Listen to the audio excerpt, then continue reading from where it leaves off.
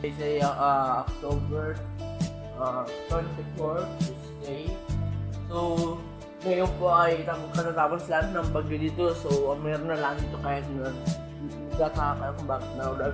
So meron na lang dito ay habagat. Mapakita ko sa inyo.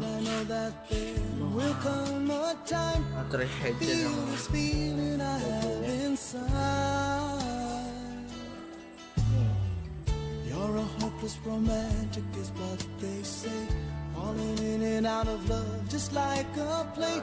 ang dyan po masyado yung lubog na lubog po yung bahay.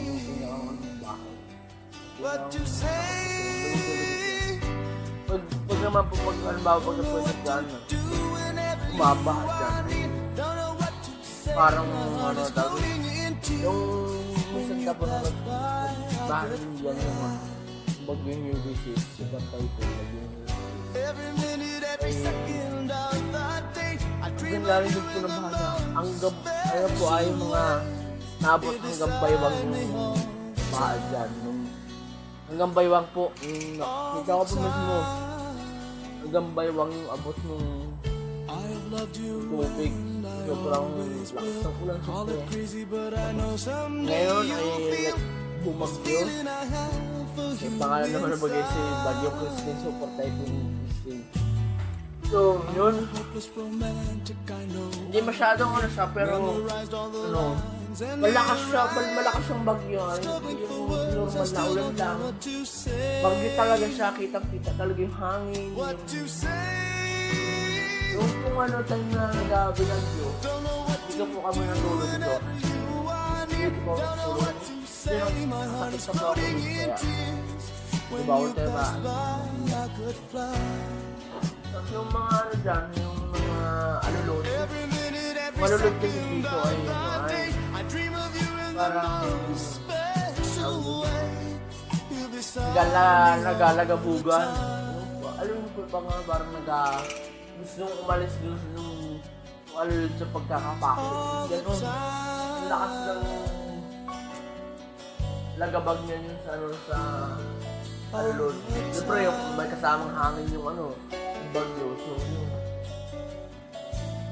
Kaya medyo rin tayo. So maigi naman tayo hindi masyadong ganun katindi. So sabi sa balita, signal number 2 daw.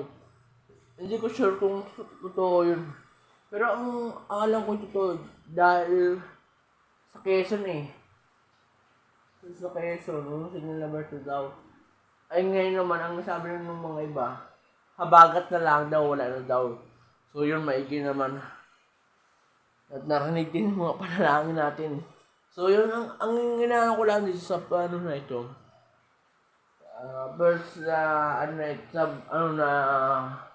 panahon natin ngayon ay ingat tayo. Saka nga pala po dun sa mga sa mga ibang barangay ang balitangon nagbaha daw sa inyo. Sa mga barangay So sa masunod po na sumamaulit ang panahon datang doon kita ng bagyo ay paghandaan na po natin. Para pag dumating yung masamang panahon ay hindi po tayo maepektuhan.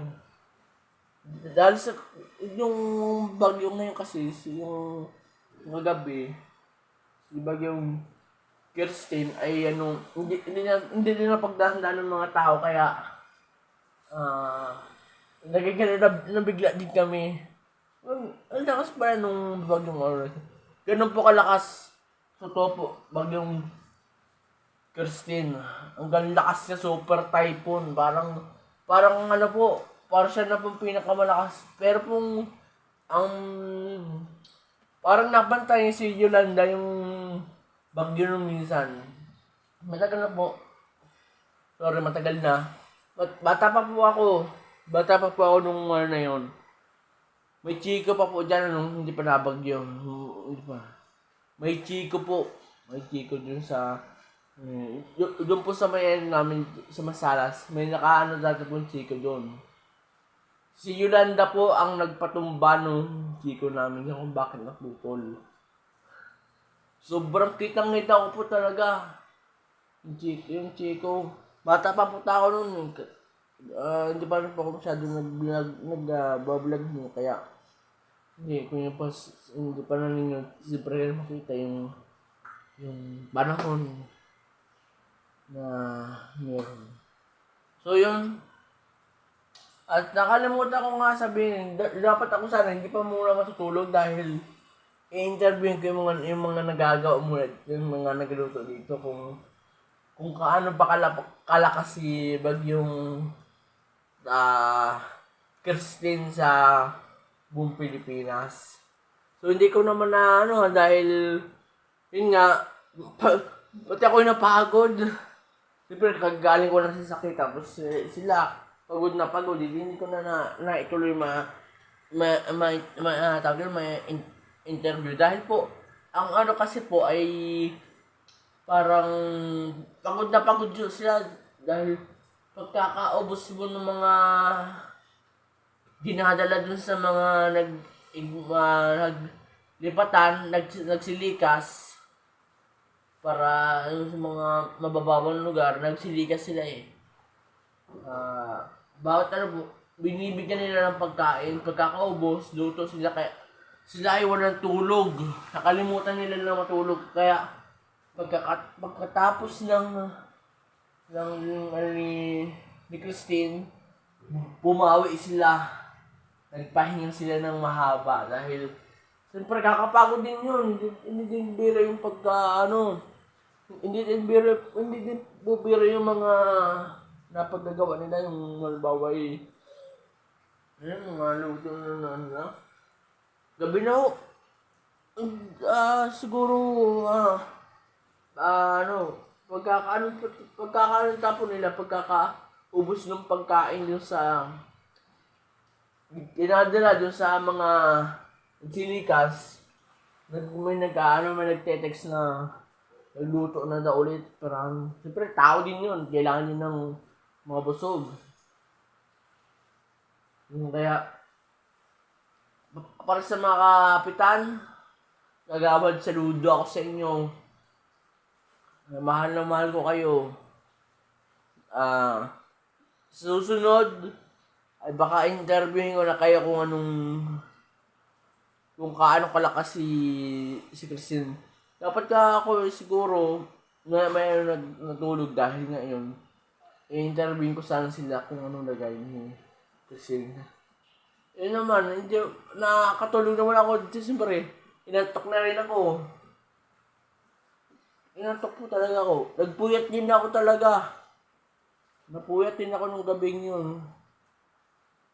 Sabi ko umuna pa ng madaling araw, gumising pa para mag-update ng vlog. Napanood nyo po yung vlog ko sa nung title nyo na ay Bagyo. Balikan nyo na lang po yung kung hindi nyo masyado napanood. Balikan nyo po. Makikita nyo po ang lagab-gab ni Bagyong super typhoon Christine dun sa sa mundo. Gusto ko sana din po kasi maglibot sa mga sa mga taong nasalanta ng bagyo. Para matingnan din natin kung ano nung lagay ng buhay ng bayan namin dito sa Katanawan. Ako po taga-Katanawan. Taga-Katanawan ako, kaya medyo ka-dreamers, baka sabihin mo naman ako ako po taga-Barangay 3, taga-Katanawan, Quezon ako. Hindi nakatira sa Barangay 3. So, gusto ko po sana maglibot para anong nga sabi ko sa inyo. Gusto ko talaga maglibot para lalo't naulan na naman, hindi pa masyado magandang panahon Pero mabagat na daw, parang wala na. Ingat kayo, paghandaan nyo paghandaan nyo sa mga sunod na dadating. Paghandaan nyo para lumakas man yung bagyo, hindi at least nakapaghanda kayo. So, yung tara dito.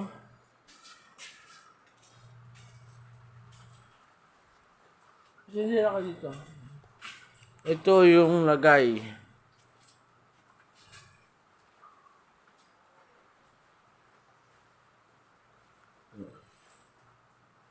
Ito yung mga lagay ng bagyo.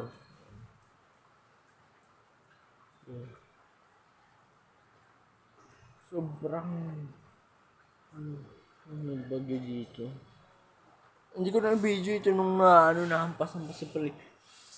Ito kasi po gabi ginanap itong bagyo. Lumapo yung bagyo sa ng gabi siya. Hindi nila nakakatulog dahil sa ingay ng mga yero. Tapos, sunod ba?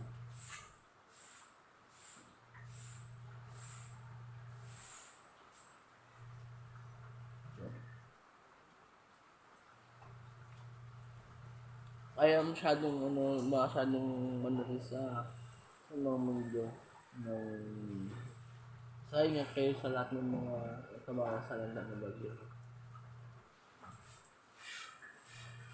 Yung lang kasi sa mga pag-iisip yung mga time din na kalungkot man nasabihin na sa mga sinunod bagyo. Para sa mga taong natamaan, nananawagan ako sa mga taga sa inyo, sana matulungan kayo.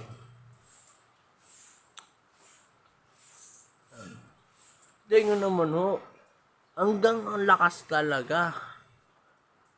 Oras yan yung yerong yan, atin lumalaga pa kagabi yung yerong yan. Yan ako yung nagdakamali, yan yung yerong yan. Lakas talaga ng ng yero. Yung lagapak ng yero. Tapos itong yerong ito, yung po, siguro yan ay, sabi po kasi ni Papa, parang nilipad daw yan yung yerong yan. Ang kataka naman ako, ali pa rin nakatalian ng kawad. Nilipad daw po yan sa pinalakas ng bagyo eh. So malunggay na ito yung ginawang pampalasa dun sa niluto dito kagabi kaya hindi ko na ibalag sayang kung na-vlog ko hindi sila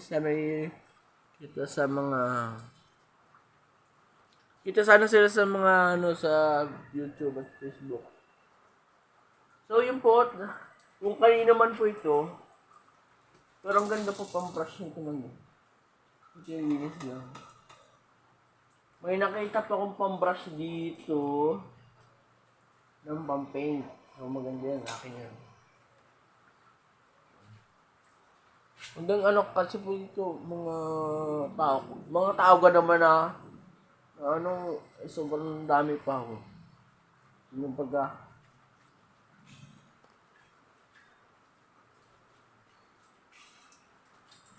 yung sana buksan eh.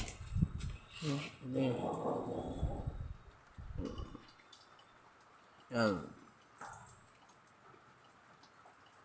Hanggang baywang po yan. Kasi hanggang dito yung baha. Yan. Ang ganda sa may hagdanan namin. Inabot do, yun yung hagdanan na yun. Siyempre, hindi mababay, kaya kabantay na nun yung hagdanan. Sabi ko, patay. Ano hinata? Abutin natin itong likod namin. Pagkakita ko nung umaga, yung maliwanag na, yung umaga. Sabi ko, umuhupa na pala. Gulat ako, sabi ko, hindi inabot. Akala ko talaga abutin na. So yun, hanggang doon na lang. Ay magpapaalam na. I-upload ko na rin lang. So paalam sa inyo. Subscribe to YouTube channel. May Multividay Vlog. And then i-hit na rin yung bell. Ikalat natin ito. At mag-follow na kayo sa Facebook page ko, mga Kabanda Vlog. Search nyo na mga Kabanda Vlog. Basta't may vlog ha. Pwede din walang vlog. Malabasin naman yun. So, like and follow. Mag-comment na kayo sa Facebook and YouTube ko. Bye-bye, mahal na mahal ko kayo. God bless you. See you next week. See you Saturday pa pala guys. Dahil, Basta may papakita ko sa inyong sobrang ganda. At mag-update na rin ako sa Sabado kung ano tawag yun. Mag-update din ako dito sa Sabado ng mga mangyayari sa mundo. Yung mga yung pagbahain gano'n. Mag-update na ako. So, yun na lang. Subscribe YouTube channel Meron Vlog and then hit nyo na rin yung bell, like and comment, follow and like. Comment. Bye-bye.